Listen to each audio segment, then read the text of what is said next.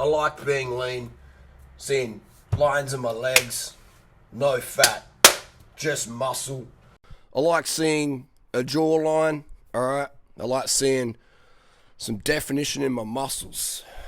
And I love to eat food, alright? You can have both. You can be lean, healthy, feel fantastic, have energy to do what you want to do, and enjoy your favourite foods. I don't know about you, but I love sugary things. I love sweets. I love really good quality fruit. I love sugar in my food. I love rice. I love pizza. I love Subway sandwiches. I love pasta meals. I love Thai food. I love curries. Indian food.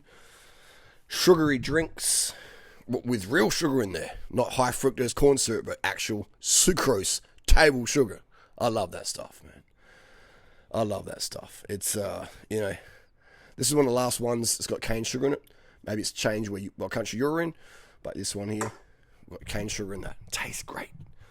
I love living a life where I can go to any restaurant, any social occasion, and eat as much food as I want and have zero regrets about that.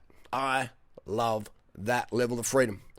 I love going to the doctors, getting my blood tests, and doctors are like, good stuff. All right. I love having good blood pressure. I love having a massive control of my temper, rage, emotional thoughts, processes. I love having that control of my participation in my daily reality, where I wake up every single day and say, what do I want to do today? That's my reality for the last probably 20 years, okay? What do I want to do today? And that is a great question to ask yourself. And you should only do that day, okay? Or things that are aligned with what your goal is. What else do I love? I love jelly beans. Sweets, man. I always got sugary sweets on hand. I'm behind the computer like 10, 12 hours a day. Whoops. On the phone, blah, blah, blah. I've been living a very sedentary lifestyle because I choose to do that. I love that. But I also love getting out there and doing some fitness. Did a 5K running race yesterday. I've ran maybe 75 kilometers this year. I'm trying to put my weight up into the 90 kilo category, so I've purposely cut my cardio right back to try and push up into 90 kilos. Riding an electric bike instead of my normal road bike around, just to try and keep that anabolic effect. It's just a personal experiment. And I see these people out there with eating disorders, and I'm just like, what are you doing? Seriously, what the fuck are you doing? You're missing out. You're missing out on proper sex. You're missing out on proper relationships with your family and friends and your boyfriend or girlfriend. You're missing out on the experience of living a quality life because you're eating these shitty foods that cause obesity, heart disease, etc., type 2 diabetes, these fatty foods that someone said you should eat. Who's they, And then you have to restrict yourself because the fat we eat is the fat we wear. So now you're eating this fatty-based foods. Of course you got to restrict it down, don't you? Calories in, calories out, that bullshit. And then your cortisol's going up, and then you're on the caffeine and the stimulants, and just cortisol just keeps going up and up and up, and then your leptin and ghrelin are out of whack. Your hormones are out of whack. Your estrogen tanks, or maybe excess estrogen for some people who are obese. But we're talking generally the people with eating disorders where they're getting too lean, too light. Okay, the estrogen is going to crash. You're going to feel like shit. If your estrogen is too low as a man, you will fail to get a sufficient boner that will stimulate a G-spot response from your lover, okay? As a woman, if your estrogen is too low, you will fail to feel enough moisture where it matters, when it matters, okay? And plus, the hair and the teeth and the bone density, all right? Bone density is very, very important for estrogen. And muscle, etc. Estrogen is very, very important for muscle growth. And just feeling joint protection. Estrogen is very neuroprotective. It's very cardioprotective. Okay, you need enough estrogen in your body. And so these people with eating disorders, man, it's just, I've been in, a bit of my background, I've been coaching people since 1996. All right, when my friend Nicole, she saw herself in a photo and she wanted to get skinnier. And so I was her personal trainer, and we would walk, and we'd talk about food and stuff, and I had a background and all that prior to that, but Nicole was sort of like the first person where we saw, massive progress, etc. But then I saw her also decline into calories in, calories out mentality. And I saw the decline in her life quality along with that. I saw the decline in my mum when she started doing calories in, calories out. It doesn't matter what you eat. It's just calories in, calories out. That's what they say on TV, isn't it? All calories are created equal. That's such bullshit.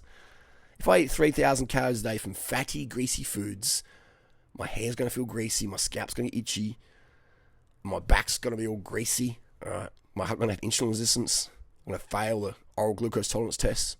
But it's just calories is calories. Calories in, calories out. Where your calories come from affects your hormones, affects your digestion, affects your cognitive abilities, okay? If you don't get enough sugar, your cortisol goes up. And if your cortisol's up, your testosterone goes down. And then, boom, that's not good if you're a man or a woman, okay? So all these things, it's just my protocols are designed for peak human performance and health, okay?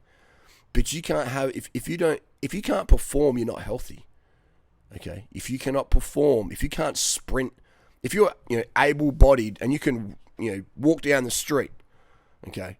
If you can't sprint a fast mile, like full gas sprint a mile, then you're unhealthy. I don't care what diet you eat, okay? I don't care what diet you eat. If you can't sprint a mile full fucking gas, you are not healthy. Now, excluding your injuries, okay? Gotcha. But I'm just saying, if you ever let yourself go that far, you can't sprint at least a sub 6 minute mile.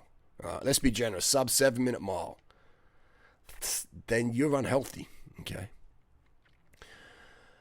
You have cardiovascular issues. You have cardiovascular deficiencies if you can't at least do a sub 6 minute mile, sub 7 minute mile, okay? If you're under 70, okay? Look at the age group records for the mile, okay? If a 70-year-old person can beat you and you're 20, are you healthy? No. It's like an old dog outrunning a young pup. A teenage dog. How does that work? It means the teenage dog's unhealthy. So the solution to eating disorders is definitely my protocol. Now some people say, well, your protocol is eating disorder. Do I look ill? Do any of my girlfriends look ill?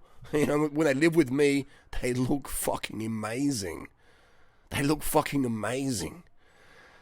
When my girlfriends live with me, their inboxes get smashed with proposals, with brand deals, with this, with that.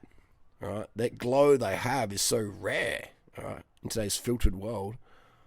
Okay, I've been coaching people with eating disorders professionally since around I'd say about 2000. All right, and I've seen it all. I've seen people die. I've seen people become, amazingly obese, 150, 200 kilos, and have, a lot of issues with that. I've known one lady who cut her arm off below the elbow so she could do calories in, calories out better. She thought if she could cut her arm off, then that will cut her calories down. Literally. That's what she told me. She showed me her arm, okay? It was a crazy moment in New York that time. Crazy eye-opening moment. So I've seen it all. Nothing out there works as good as my protocols. Why is that? Why do I sound like an arrogant salesman right now? Because I've been around the diet industry since I was probably about 8 years old, reading my mum's diet books. I wasn't allowed Nintendo. I wasn't allowed to go outside because I might get abducted or it's too cold or whatever. Mum just been mum. Fair enough. So I had books to read. Books I didn't really care about, but I'm like, it's better than being staring at the wall. Got no TV, got Nintendo. Let's read some books. So I read relationship books, diet books, and, got exposed that early. And just started seeing what's working, what's not. I'd like, why is my mum freaking out? Why is my mum smashing dishes against the wall? Like my mum used to get dishes and just like throw them against the wall, or she'd stack them up and just slam them down, and those dishes just shatter. And I'd be like, holy shit! And she doesn't even remember that. It's such a stressful situation, just blocked out of her head. That's what happens with a lot of women out there. Something happens, they didn't happen. No, I didn't do that. No, I didn't do that. No. It's just normal response. It's okay. So I'd see her do that. I'm like, man, like, why is my mum so up and down? And then every single fucking time in a bedroom crying, boom, out comes the box of fucking chocolates. And part of me was like, I feel like, when you see your kid, your mum, or someone crying you care about, you're like, oh, no, you know. And then I was like, hang on, but the chocolates are coming soon. Seriously, my brain's like, this is sad. Then brain's going, hang on, we got some sugar coming up here, boy. We got some sugar. Because I lived a massive sugar-deprived life as a kid, right? I only had sugars when I was at my friends' houses or parties, so I was pretty depressed most of the time because mum had this big sugar phobia. And that's why I'm so evangelical towards sugar now, because I know how many kids suffer out there. I know how many adults and mums and dads suffer out there because of sugar phobia. And so mum would crack out the chocolates and instantly her fucking mood went better. Right? Her mood went better. And she was good mum again. And I was having some chocolates soon. I'm like, this is fucking awesome, you know? So I started to connect dish smashing with sugar. I'm going to get a sugar intake. My dopamine's going to go up. My serotonin's going to go up. I'm going to be good to go, okay? Ideally, chocolate's not the best source of sugar because it's so full of fat, and theobromine can trigger more anxiety because of the theobromine caffeine intake. A better option would have been gummies, jelly beans, fruit with sugar, fruit smoothie with sugar, something to really tank that cortisol so you just, all of a sudden, you're not overwhelmed. You know? So I've been around a long time and exposed to this stuff, and it's personal passion for me, genuine interest. This isn't something I just do for money. Right, this is a profession, yes, but it's based on my passion, okay? Based on my passion. I talk to people on the street for free about sugar because I see the impacts that this sugar-phobic world has. And I lose people straight away, right? But if you're a girl, right, if you're a girl out there watching this video, you see my girlfriends over the years, just Google up durianrider's girlfriends, okay? They're tall, they're short, they're blonde, they're brunette, whatever. They all look fucking amazing when they live with me. If you want to have that level of glow, look like a Playboy model without the filters or whatever, right? Genuine in real life, look amazing and feel your best ever. Have great digestion, wake up with a flat stomach, have all the eyes on you when you walk down the street or on the bike or wherever, all over social media, right? If you want all eyes on you, girls, do my protocols. You will have your best physique based on your genetics, okay? Guys, you want to get rid of the dad bod? You stick having a fat gut? You sick of people saying, are you pregnant, bro? Alright? Do my protocols, man. And you will lose the face fat and the gut blub, okay? And just if you got face fat and gut blub, it doesn't make you a bad person. But, you know, we live in a society where if you got that, people judge you harshly. I don't judge you harshly. I don't care if you got face flab or gut blub. All I see is go, okay, you're eating too much fat. It's all good. We can reverse that. We can fix that if you want to, right? You know, it's like nothing else works as good as this. Nothing, and there's so much industry out there against this, keeping people depressed and sick. Like, think about how much does my diet cost? Fucking pennies, man. Well, not pennies, a few bucks a day. Pennies compared to what everyone else is spending. You go to like a paleo cafe or something and order some shit, or go to some vegan restaurant and walk out with like a $200 bill for fucking linseed bread and fucking kale crisps or whatever. It's like the fuck, it's fucking caterpillar food. Right? I don't promote a vegan diet. Yeah, my protocols are vegan, but I don't promote a vegan diet because most vegan diets are horrendous. They're disastrous. They're bad for your digestion, make you bloated and stinky. Okay. Do my protocols. If you want your best digestion, girls, if you want to get a job as a stripper, or if you just want to look like a stripper, if you want to look like a stripper relative to your age, relative to your genetics. I mean, pretty much any woman out there, all I have to do is just get slim and a little bit toned, and you're looking incredible. All right? You're looking incredible, aren't you? It's so easy for women to enhance their aesthetic naturally. You have an easier life if you have better aesthetics, women. You know, and I'm not talking the botched lips and the fucking Botox and all that toxic shit. I'm talking real feminine beauty, okay? Comes from being healthy and having some decent level of fitness. Not like a worn out, haggard look where you're just overtraining, but just sufficient, right? Sufficient fitness. So if you want the results, girls, if you want to look like a stripper or a Playboy model, or maybe a 50 or 60, and you won't look like a Playboy model, but they think, did you used to be in Playboy? Because you look like you could have been, you know. If you want those results, do my protocols. If you want me to hold your hand and go through step by step every single day, be your support man for you anywhere in the world you are, then join my coaching group at durianrider.com. There's over 600 people in that coaching group, okay? It's epic, and you have such a database of questions to go through. Okay, some people go in there, they don't ask me questions. They're like, I'll ask questions one day, but I'm just reading all the stuff that's already there. Because these threads answer my questions already. One guy today asked me maybe 20 questions. Fantastic. It's unlimited questions.